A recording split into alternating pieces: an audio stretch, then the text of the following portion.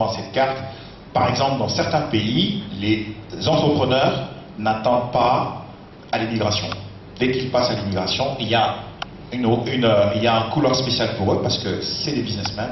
Ils n'attendent pas. Vous avez une carte pareille, vous pouvez l'adresser à la DGM, vous passez automatiquement. Donc ça, ce sont les services complémentaires que cette carte peut amener de manière à ce que derrière, l'entrepreneur puisse avoir certaines facilités. Au-delà des facilités directes que le ministère peut donc vous amène déjà avec. Il a soutenu l'idée pour que cette idée soit matérialisée. Et c'est le ministre de PME, son Excellence, Bienvenue du Lota. Et quel appui sincère dans la vision du chef de l'État de promouvoir l'entrepreneuriat national. Et pour c'est vraiment une idée révolutionnaire qui va aider l'ensemble. C'est quelque chose qui me tient à cœur et sincèrement, je remercie au nom de toute l'équipe ici.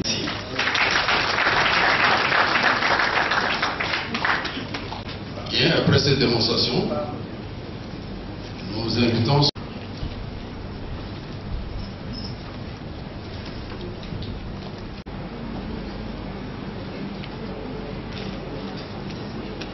Bien. Je crois qu'il est probable que Kinshasa prenne un mois.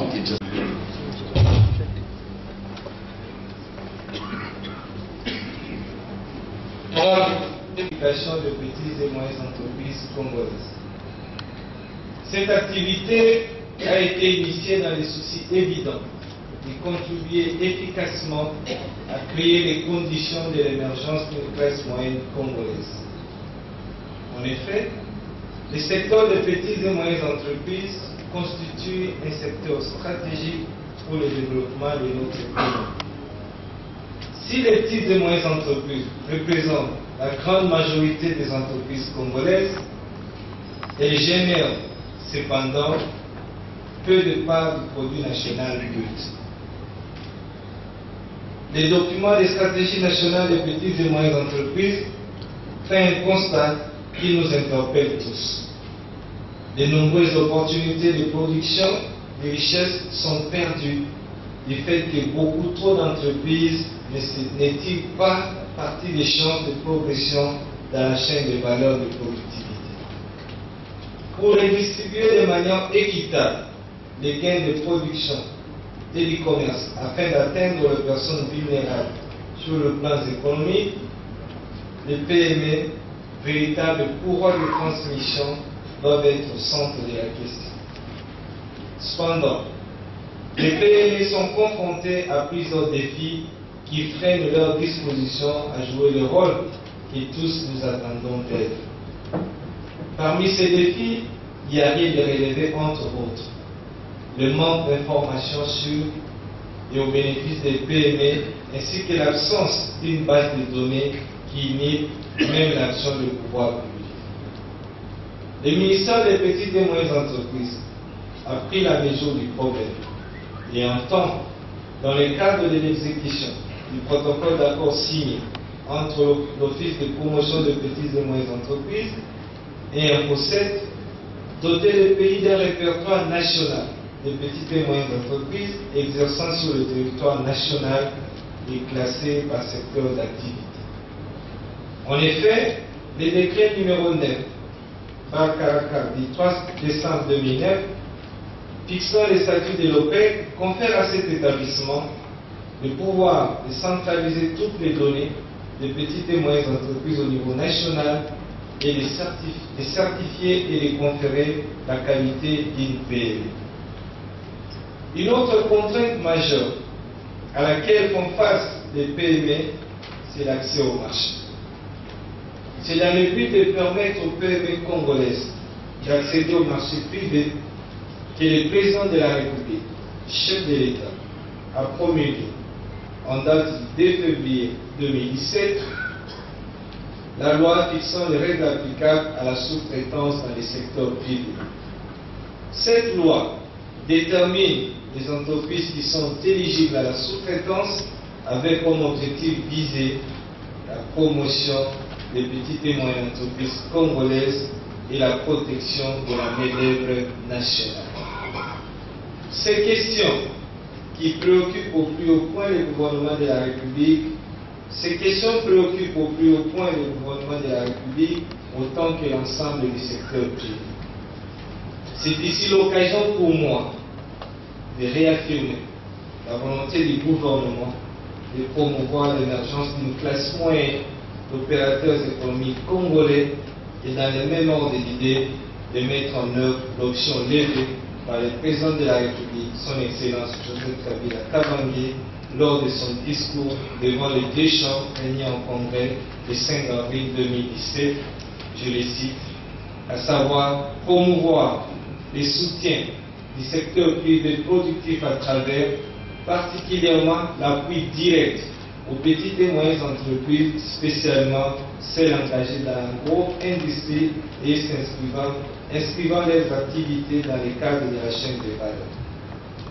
Mesdames et messieurs, distingués invités, le ministère des petites et moyennes entreprises s'engage à travailler avec tous les partenaires, tant publics que privés, ainsi que les bailleurs de fonds, pour vulgariser la loi, pour vulgariser la loi sur la sous-traitance dans les secteurs privés. Cette campagne de vulgarisation de la loi se fera en même temps que la certification des petites et moyennes entreprises par l'OPEC avec l'appui technique de la société InfoSec SARL. Les avantages que les petites et moyennes entreprises peuvent attendre de l'opération de certification sont multiples. C'est notamment jouir de la qualité d'une PME congolaise éligible à la sous-traitance, accéder aux incubateurs d'entreprises, accéder aux informations sur les appels d'offres, bénéficier des mesures de protection prévues par les lois, notamment sur le plan fiscal, avoir une visibilité sur le portail officiel du ministère des PME en faisant bénéficier des applications informatiques de gestion à coût réduit.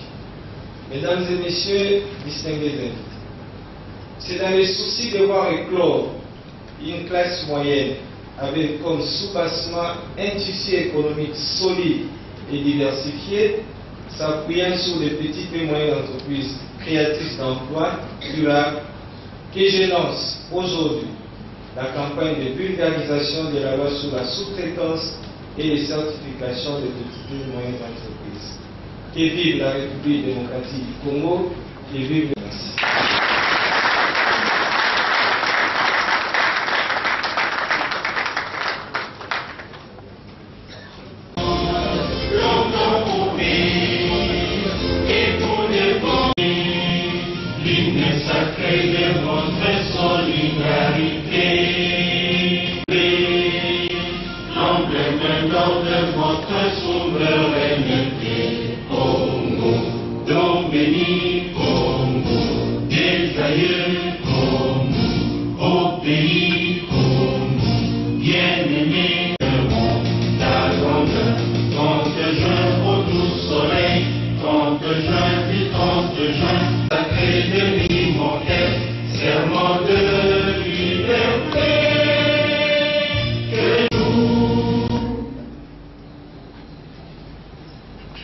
Sensibiliser nos PME afin qu'elles s'inscrivent et qu'elles bénéficient de ce que le chef de l'État a offert comme un cadeau aux PME congolaises. Vous visez quoi concrètement? Parce que nous visons, comme le président de la République l'a souhaité, que nous ayons une classe moyenne congolaise qui contribue réellement au développement de notre pays et aussi que nos PME puissent être les artisans de l'économie de notre pays, soutenir les tissus économiques nationaux. On dit que c'est un premier pas, selon le président de l'association des PME, c'est un premier pas. Qu'est-ce que vous devez faire davantage pour que les PME congolaises bénéficient de tous les aides? Vous allez voir que pendant la campagne qui sera menée, nous avons pris un certain nombre de décisions qui vont aller les unes après les autres pour qu'au finish nous puissions atteindre l'objectif visé.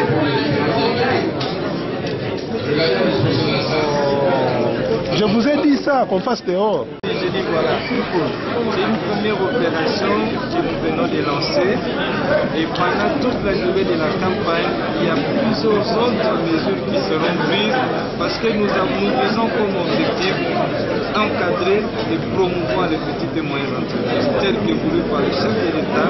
Et c'est ce que nous avons lancé aujourd'hui, une première initiative qui aura plusieurs autres initiatives qui vont suivre. Ouais, monsieur le ministre, nous avons entendu le président des coopératives que le gouvernement ne pas les payer de l'avant. À tous les cabinets ministériels, vous allez trouver que tout ce que l'on utilise là-bas est importé. Alors comment promouvoir, vous allez faire pour promouvoir les pays? Je ne voudrais pas révéler les contenus de nos entretiens puisqu'il avait dit ça dans mon bureau. Il connaît aussi la réponse que je lui ai donnée. Je lui ai dit que quand vous allez sur le chez lui à la maison, c'est dans son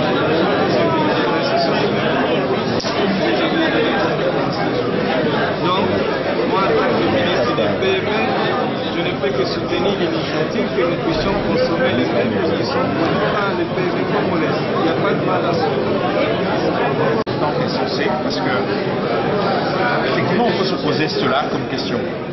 Mais je pense que non. Pourquoi? Je vous donne juste un exemple. Moi, j'ai une petite PME, j'ai une micro-entreprise, j'ai 3 boutiques à Kinshasa. J'ai une PME. Est-ce que vous pensez que je m'intéresse au marché public, au marché privé? Vous voyez, mon public, c'est le client moyen qui va m'acheter mes biscuits, mais voilà. Le commun des consommateurs. Par contre, ce qui m'intéresse dans la plateforme, c'est d'aller voir tous les fournisseurs chez qui je peux me fournir. Vous voyez que même quand je suis en dehors, je peux toujours en bénéficier. Donc en d'autres termes, ça ne veut pas dire que, parce qu'on n'est pas dans la plateforme, qu'on n'en tire pas bénéfice. Vous voyez ce que je veux dire? C'est très important. Mais, cela étant dit, les gens ou les PME qui s'enregistrent là-dedans ont plus d'informations et plus d'accompagnement par rapport aux informations sur le marché, par rapport à leur propre gestion. Mais cela n'empêche pas à ceux qui fonctionnent déjà bien de continuer à fonctionner. Donc voilà, c'est juste ça. Mais il faut dire que c'est réellement une plus-value parce que la loi qui a été citée tout à l'heure sur les marchés, l'accessibilité des PME au marché privé, avantage les Congolais d'abord. Les PME congolaises d'abord à ces marchés-là, de manière à pouvoir créer derrière une dynamique de classe moyenne. Très important. Merci. Ingénieur, l'Office de promotion des entreprises du Congo, à travers le lancement de ce processus de certification. Alors, la plupart des petites et moyennes entreprises sont invitées à se certifier pour qu'elles puissent bénéficier de certains avantages pour l'amélioration de leur activité. Alors qu'en est-il des entreprises, des petites et moyennes entreprises qui ne se seront pas certifiées? Se retrouveront-elles face à des difficultés à un certain moment de leur parcours? Merci beaucoup pour votre gouverne. Je vous informe que nous sommes nommés dans le conseil d'administration de l'OPEC et avec comme président M. Albert Bonduto, ministre des Finances honoraires, et moi je suis administrateur. Votre question est pertinente. Pour vous répondre, je dirais d'abord que le ministre Nyota, bienvenu, a eu la bonne initiative de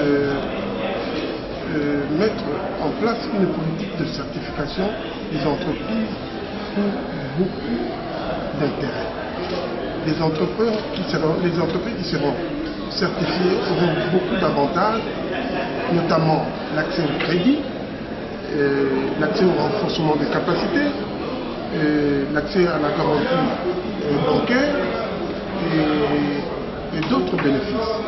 Pour ceux qui n'ont pas été certifiés, je pense que notre travail c'est de les ramener à l'ordre pour aider les services des impôts d'avoir beaucoup plus d'entreprises et de mettre en règle.